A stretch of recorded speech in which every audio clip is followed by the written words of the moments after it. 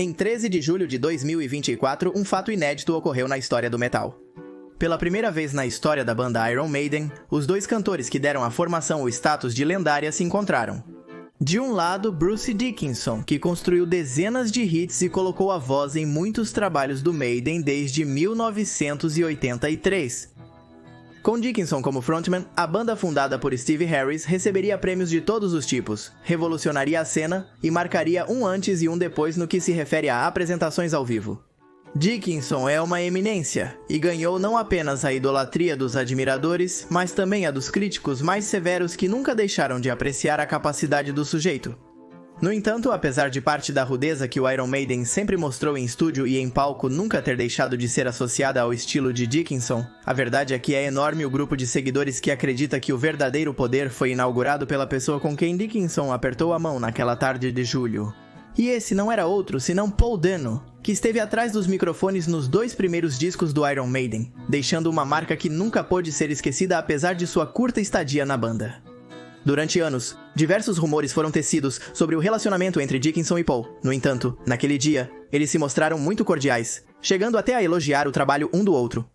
A foto mostra Paul em uma cadeira de rodas, o que não surpreendeu quem acompanhava sua jornada. Paul enfrentava diversos problemas de saúde havia anos. Na verdade, o magnânimo encontro foi gestado na Croácia, onde Paul estava sendo operado por problemas em um de seus joelhos. Problemas que não só persistiriam, mas se multiplicariam. O músico passou seus últimos 40 anos se reinventando, formando bandas, participando de tributos, apoiando novos projetos, mas não conseguiu fazer isso nas melhores condições. Os problemas de saúde se tornaram frequentes nele. Por isso se sabia que aos seus 66 anos sua saúde era frágil. Ainda assim, ninguém esperava que menos de 3 meses depois de cumprimentar pessoalmente pela primeira vez quem o substituiria na história do Iron Maiden, Paul teria que suspender suas apresentações para sempre. Mas não nos adiantemos. Quais foram os inícios deste artista? Por que ele deixou o Iron Maiden quando estava no auge? Quais outros projetos ele encarou depois disso? É verdade que ele quase morreu na Argentina? Bem, tudo isso e muito mais será revelado hoje. Para encontrar a resposta para estas e outras perguntas, vamos fazer um percurso que nos levará até 19 de outubro de 2024, o dia em que Paul Dano morreu.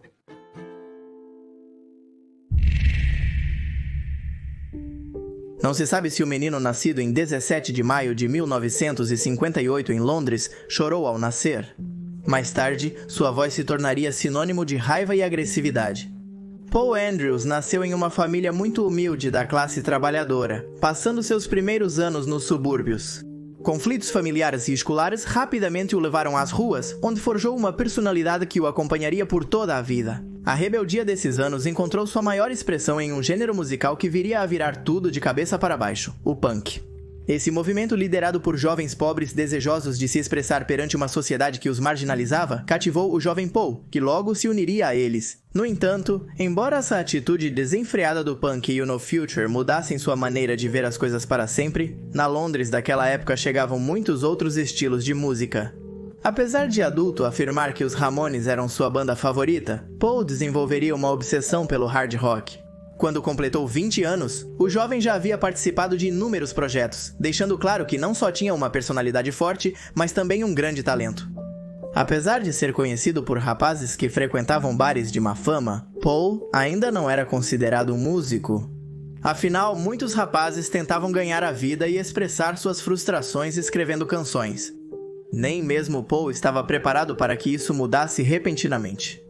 E o pontapé inicial que moldaria seu destino e o do heavy metal em geral, acabaria sendo dado quando um rapaz chamado Steve o convidou para fazer uma audição em sua banda. A banda tinha acabado de dispensar seu cantor, com quem ainda não tinham gravações. Era um grupo sério, ansioso para se trancar em um estúdio e fazer história. Paul se sentiu confortável tocando com eles. Embora não fizessem punk, tinham muito disso.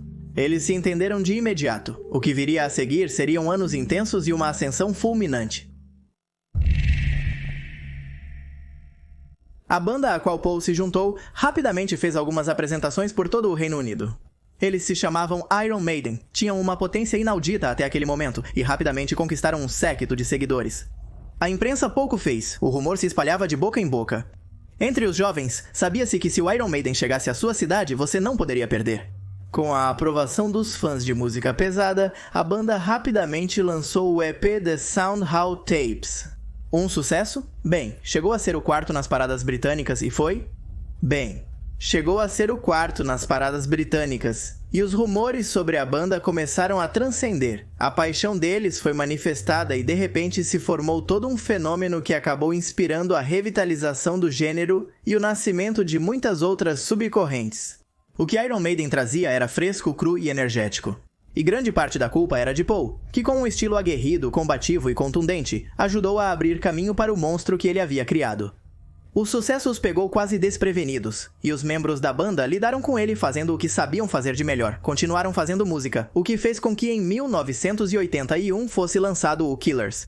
Esse foi o ponto de ruptura para Paul. Sua carreira estava apenas começando, mas sua estrela brilhou muito rápido, e logo se consumiu em uma espiral de autodestruição. A inegável fama do Iron Maiden levou-os a viajar pelo mundo todo e a fazer apresentações sem interrupção, mas também os levou a ter uma vida mais noturna e ligada ao que isso significa. As festas e o descontrole eram familiares para os membros da cena, mas Paul era quem mais havia se aprofundado nessas águas perigosas. O consumo de substâncias e o álcool tornaram-se tão fortes no jovem de 23 anos que, quando a turnê do segundo álbum o levou ao Japão, suas performances no palco foram classificadas por alguns como desastrosas. Paul perdia condição e capacidade física para poder acompanhar o ritmo de uma banda que desejava continuar crescendo.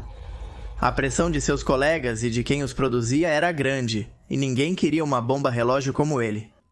Quando lhe comunicaram que seus excessos o deixavam fora do projeto, Paul entendeu que aquilo era o correto.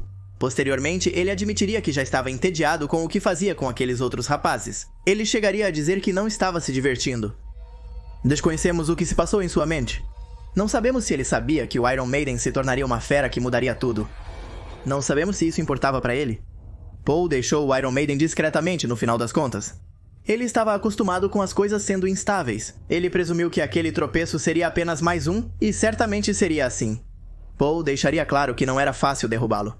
Mas também deixou claro desde o início sua fraqueza e sua constante órbita em direção ao caos. Enquanto Iron Maiden dava vida ao cultuado The Number of the Beast com um flamante Bruce Dickinson, Paul começou a buscar seu próprio caminho e encontraria um repleto de aventuras. No entanto, embora nunca ficasse quieto, a verdade é que começaria a pesar sobre ele uma espécie de maldição. Após sair da lendária banda, Di'Anno trilhou um caminho solo marcado pelo brilhantismo de seu talento e pela escuridão de seus demônios pessoais. Ao longo do tempo, o Iron Maiden lançou 41 discos, incluindo álbuns de estúdio, ao vivo e EPs, enquanto Paul criou projetos de curta duração, sendo ele o fio condutor entre eles.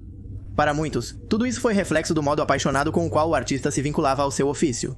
Muitos outros se encarregaram de destacar que Paul nunca conseguiu deixar para trás muitos de seus piores hábitos, o que o levava a constantes becos sem saída e brigas com colegas. De uma maneira ou de outra, sua voz continuou despertando ecos em bandas como Lone Wolf, que depois se transformaria em Di'Anno, Battle Song ou o supergrupo Gog Magog. Suas músicas ainda mesclavam raiva e melancolia, espelhando sua batalha interior ao procurar seu espaço num mundo que o alçou e agora, não o repudiando, não mais o elevava. Ele até se associou a outros ex-membros do Maiden e continuou mostrando por que os fãs não conseguiam esquecê-lo. Sempre que ele cantava uma das músicas com as quais iniciou sua carreira durante uma apresentação, todos se arrepiavam. A cada novo álbum, a esperança brilhava, mas sempre havia uma sombra à espreita, relembrando sua fragilidade. Cada grito seu foi uma tentativa de retomar o controle, afirmando que ainda tinha muito a oferecer. Porém, a luta contra seus demônios internos ficava mais árdua conforme o tempo passava. Em 1992, nasceria Killers, um de seus projetos mais notáveis, aprofundando em um estilo clássico, direto e agressivo. Passados os 30, o espírito punk permanecia vivo nele. No entanto, após a turnê de promoção de Murder One, o primeiro disco daquela banda, a carreira de Di'Anno parou por um tempo. Experimentos com outros músicos levaram ao nascimento do projeto Paul Di'Anno em 1997, com o qual ele continuaria cercado de amigos para fazer o público de qualquer lugar balançar a cabeça. Posteriormente viriam mais discos do Battle Sonic Killers, edições de raridades e homenagens aos seus primórdios como músico. Mais tarde, ele teve uma banda ligada aos seus interesses juvenis, chamada The Almighty Inbreds, e no início dos anos 2000 suas turnês pela América do Sul se tornaram habituais, onde um público sempre ansioso para vê-lo não parava de clamar por sua presença. Em 2014, ele anunciou a criação da banda Architects of Chaos, que se desintegraria rapidamente, sem surpresa. Em 2015, Paul viajaria para a Argentina em uma turnê tocando clássicos. Lá, ele já seria visto em uma cadeira de rodas, debilitado. Seu comprometimento permaneceria absoluto. No entanto, essa viagem quase foi a última, e é assim que nossa história volta ao início. O público argentino tinha tanto amor por Paul, que quando pediram para ele ficar mais dias no país para fazer mais shows, ele o fez, ignorando alguns avisos médicos e certos sintomas que tentavam aplacar com calmantes e adrenalina. Segundo um mito não comprovado, os fãs argentinos conseguiram fazê-lo ficar suspendendo a passagem de volta para sua casa. Depois de 10 shows não previstos, o músico finalmente subiu no avião para voltar à Inglaterra e imediatamente começaram as complicações. Ao aterrissar, todos se assustaram com sua aparência e um médico o examinou. O diagnóstico foi severo. Deram-lhe 45 minutos de vida. Se não fizessem algo naquele momento, seria impossível salvá-lo. Mas o que tinha acontecido? Bem, basicamente Paul tinha sepse. A sepse é uma reação do corpo a uma infecção generalizada. Infecções bacterianas são a causa mais comum, mas outros tipos também podem provocá-la. As infecções geralmente ocorrem nos pulmões, estômago, rins ou bexiga. Paul pôde ser hospitalizado e passou longos e tortuosos meses em um hospital, onde os profissionais tentaram fazer com que ele entendesse que teria que mudar seu modo de vida. Enquanto internado, outras infecções acometeram seu organismo debilitado, tornando a odisseia ainda mais árdua. Foram meses que o ajudaram a refletir sobre seu passado, seu presente e, acima de tudo, seu futuro. Ele foi tomado pela angústia, ansiedades e foi diagnosticado com vários distúrbios derivados desses sentimentos sombrios. Contudo, quando os piores pensamentos o encurralavam, seu espírito raivoso prevalecia. Em uma entrevista, ele disse: "Estou cheio de dor e infecções, mas quero continuar tocando, não sou um maldito chorão." Vê-lo nas redes sociais, falando com carinho sobre seus fãs, fez crescer a ideia de poder apoiá-lo. Assim, muitos se propuseram a ajudar o músico quando teve problemas financeiros. A situação piorou quando o governo americano descobriu que o homem fazia shows mundialmente. E é que Paul vinha recebendo secretamente uma pensão por incapacidade. Quando essa fraude foi formalizada e o músico assumiu a culpa, seus problemas econômicos só se aprofundaram. Isso trouxe à tona outras histórias desagradáveis. Soube-se que o artista foi detido nos Estados Unidos no início dos anos 1990 após ameaçar uma namorada com uma faca.